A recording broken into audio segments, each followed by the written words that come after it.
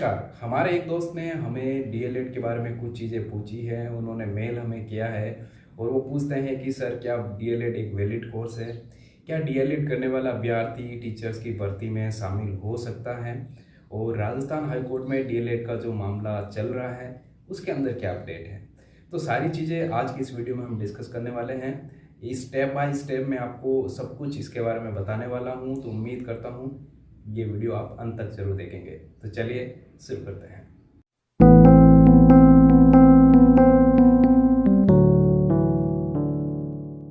नमस्कार, मेरा नाम है एडवोकेट राज राठौर और आप देख रहे हैं एडवोकेट राज राठौर यूट्यूब चैनल। फ्रेंड्स, बात करते हैं डीएलएड के बारे में। तो फ्रेंड्स, एक हमारे दर्शक हैं, उन्होंने हमसे एक मेल किया है और कुछ सवाल पूछे हैं जिन पे वो जानना चाहते हैं कि क्या ये चीज़ें वैलिड है कि नहीं है और फ्यूचर में उनका डीएलएड उनके की हुई है तो उसका किस प्रकार से वो उस डिग्री का यूज़ अपने करियर सिलेक्शन में कर सकते हैं। वो सबसे पहले पूछते हैं कि क्या सर डीएलएड एक वैलिड कोर्स है, क्या ये बीएड के समकक्ष है और इस कोर्स को करने के बाद क्या वो सरकारी टीचर बन सकते हैं। तो सबसे पहली बात तो ये है कि आपके मन में ये आना ही नहीं चाहिए कि डीएलएड एक वैलिड कोर्स नहीं है, क्योंकि गवर्नमेंट रिकॉग्नाइज्ड यूनिवर्सिटीज़ इस कोर्स को करवाती हैं।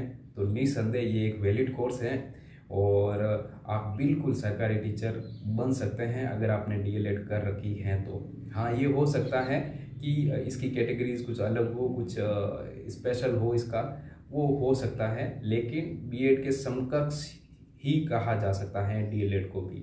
तो डीएलएड एक वैलिड कोर्स है और मेरे सुनने में अब तक ऐसा नहीं आया है कि डीएलएड की वैलिडिटी को लेकर के कोई चुनौती कोर्ट में पेश हुई है या इस तरह का कुछ हुआ हो।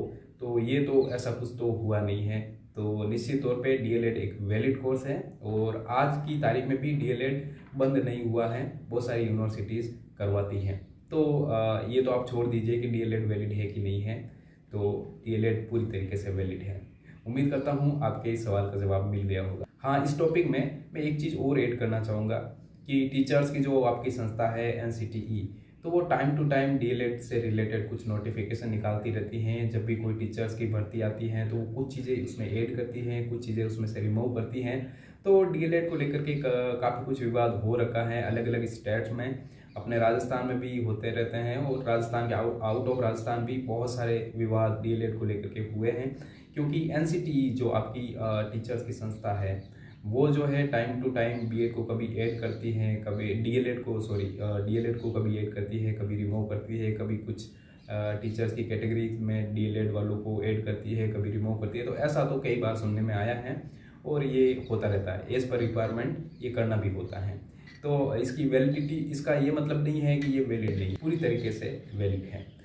दूसरा इन्होंने सवाल क्या है कि सर राजस्थान हाईकोर्ट में डीएलएड का जो मामला चल रहा है, जिसके ऊपर मैंने मेरे पिछले वीडियो में काफ़ी चर्चा की है, क्या उस मामले में क्या प्रोग्रेस है, वो कहाँ तक बढ़ा है, इस बारे में तो मैं आपको बता दूं कि डीएलएड के ऊपर जो राजस्थान हाईकोर्ट में रिट पिटिशन लगी हुई है वो अभी जैसा का तैसा ही है, उसमें कोई ज़्यादा प्रोग्रेस अभी तक हुआ नहीं है।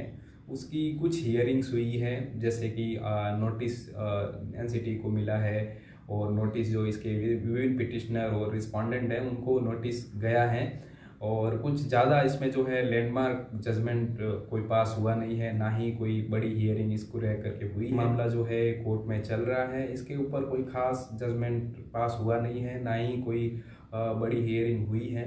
अभी तक नोटिसों का आदान प्रदान ही हुआ है और कोई कोर्ट ने कुछ खास ऐसा इसके बारे में कहा नहीं है।